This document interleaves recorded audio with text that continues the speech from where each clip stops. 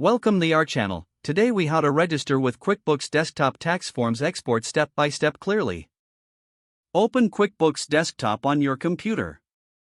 Navigate to the File menu located at the top left corner of your screen. Select Preferences from the drop-down options.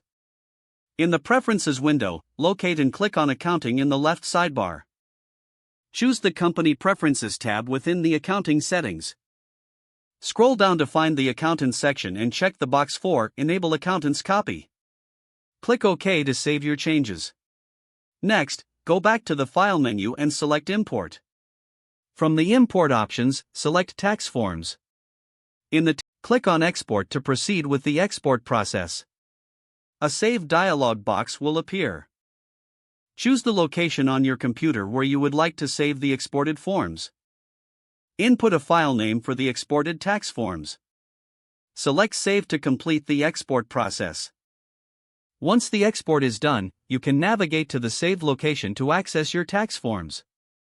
If you need to review or modify any exported forms, open them using the appropriate software.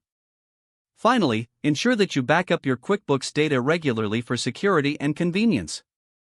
If the page does not load, refresh the browser or try again in a private or incognito window.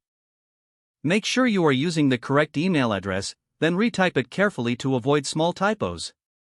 If your password is not accepted, use the Reset option and create a new strong password you can remember. Check your spam folder for verification or security emails, then complete any requested confirmation steps. Enable two-factor authentication if available to improve account security and reduce unauthorized access risk. After signing in, review your profile details so your contact information and settings are accurate and current.